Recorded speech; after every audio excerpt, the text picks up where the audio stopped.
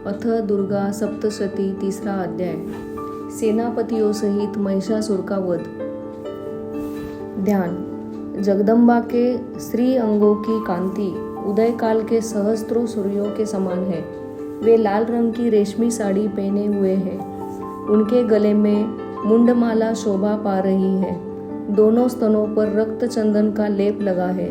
वे अपने कर कमलों में जपमालिका, विद्या और अभय तथा वर नामक मुद्राएं धारण किए हुए हैं। 3 नेत्रों से सुशोभित मुखारविंद की बड़ी शोभा हो रही है। उनके मस्तक पर चंद्रमा के साथ ही रत्नमय मुकुट बंधा है तथा वे कमल के आसन पर विराजमान है। ऐसी देवी को मैं भक्तिपूर्वक प्रणाम करता हूँ। ऋषि कहते हैं, दैत्यों की सेना को इस प्रकार तहस नहस होते देख महादैत्य सेनापति चिक्षुर क्रोध में भरकर अंबिका देवी से युद्ध करने के लिए आगे बढ़ा। वह असुर रणभूमि में देवी के ऊपर इस प्रकार बाणों की वर्षा करने लगा जैसे बादल मेरुगिरी के शिखर पर पानी की धार बरसा रहा हो। तब देवी ने अपने बाणों से उसके बाण समूह को अनायास ही काटकर उसके घोड़ों और सारथी को भी मार डाला। साथ ही उसके धनुष तथा अत्यंत ऊंची ध्वजा को भी तत्काल काट गिराया। धनुष कट जाने पर उसके अंगों को अपने बाणों से बांध डाला। धनुष, रथ, घोड़े और सारथी के नष्ट हो जाने पर वह असुर ढाल और तलवार लेकर देवी की ओर दौड़ा। उसने तीखी धार वाली तलवार से सिंह के मस्तक पर चोट करके देवी की भी बाई भुजा में बड़े वेग से प्रहार किया। राजन, देवी की बाह पर पहुंचते ही वह तलवार टूट गई। फिर तो क्रोध में लाल आंखें करके उस राक्षस ने शूल हाथ में लिया और उसे महादैत्य ने भगवती भद्रकाली के ऊपर चलाया। वह शूल आकाश से गिरते हुए सूर्यमंडल की भांति अपने तेज से प्रज्वलित हो उठा। उस शूल को अपनी ओर आते देख देवी ने भी शूल का प्रहार किया।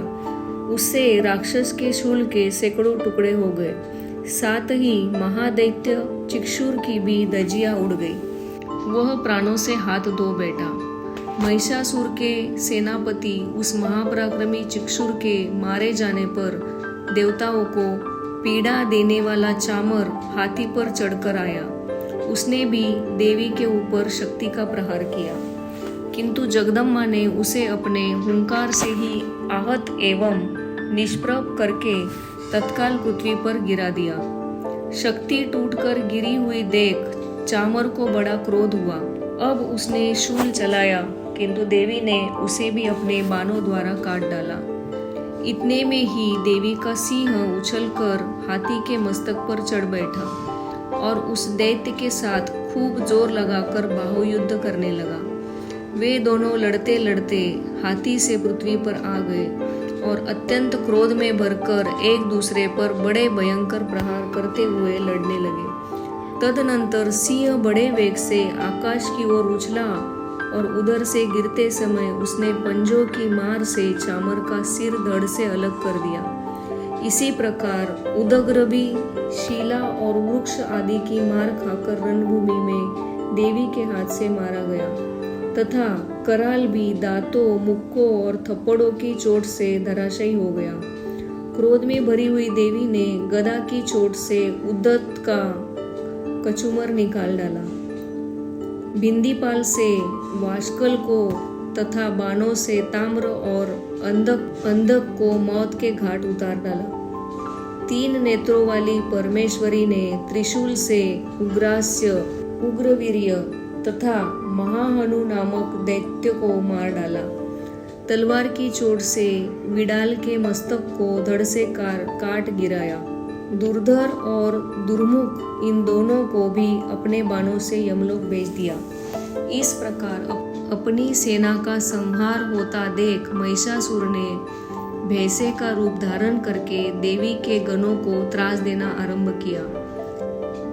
किन्हीं को थुथुन से मारकर, किन्हीं के ऊपर खुरों का प्रहार करके, किन्हीं को पूंछ से चोट पहुंचाकर, कुछ को सींगों से विदीर्ण करके, कुछ गणों को वेग से किन्हीं को सिंहनाद से, कुछ को चक्कर देकर और कितनों को निश्वास वायु के झोंके से धराशायी कर दिया।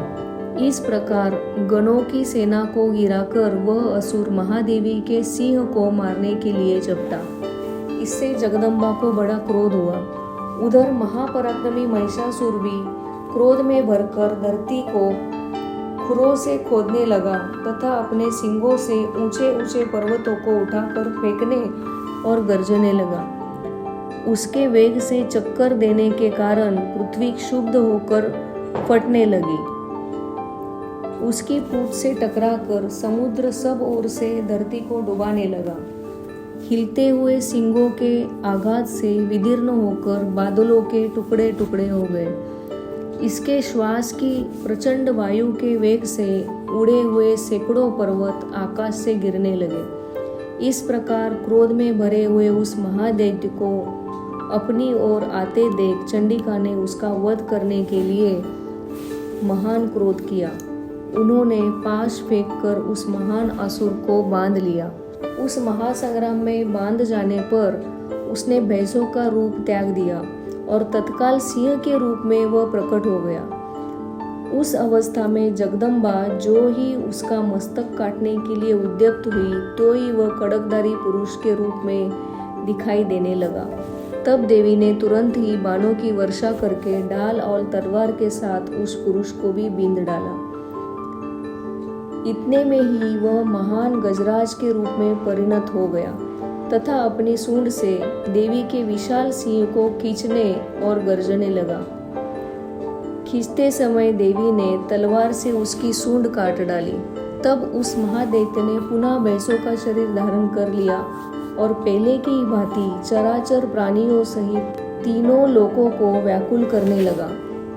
तब क्रोध में भरी हुई जगन माता चंडिका बारंबार उत्तम मधु का पान करने और लाल आंखें करके हंसने लगी। उधर वह बल और पराक्रम के मद से उन्मत्त हुआ राक्षस गर्जने लगा और अपने सिंगों से चंडी के ऊपर पर्वतों को फेंकने लगा। उस समय देवी अपने बाणों के समूहों से उनके फेंके हुए पर्वतों को चूर्ण करती हुई बोली। बोलते समय उनका मुख मधु के मद से लाल हो रहा था और वाणी लड़खड़ा रही थी। देवी ने कहा, ओ मूढ़, मैं जब तक मधु पीती हूँ तब तक तू क्षण भर के लिए खूब गर्ज ले। मेरे हाथ से यही तेरी मृत्यु हो जाने पर अब शीघ्र ही देवता भी गर्जना करेंगे। ऋषि कहते हैं, यो कहकर देवी उछली और उस महादैत्य के ऊपर चढ़ गई। फिर अपने पैर से उसे दबाकर उन्होंने शूल से उसके कंठ में आघात किया। उनके पैर से दबा होने पर भी महिषासुर अपने मुख से अभी आधे शरीर से ही वह बाहर निकलने पाया था कि देवी ने अपने प्रभाव से उसे रोक दिया। आधा निकला होने पर भी वह महादैत्य देवी से युद्ध करने लगा। तब देवी ने बहुत बड़ी तलवार से उसका मस्तक काट गिराया। फिर तो हाहाकार करती हुई दैत्यों की सारी सेना भाग गई तथा संपूर्ण देवता अत्यंत प्रसन्न हो गए। देवताओं ने दिव्य महर्षि के साथ दुर्गा देवी का स्तवन किया। गंधर्वराज गाने लगे तथा अप्सराएं नृत्य करने लगी। इस प्रकार श्री मार्कंडेय पुराण में सावर्णिक मनवंतर की कथा के अंतर्गत देवी महात्म्य में महिषासुर वध नामक तीसरा अध्याय पूरा हुआ।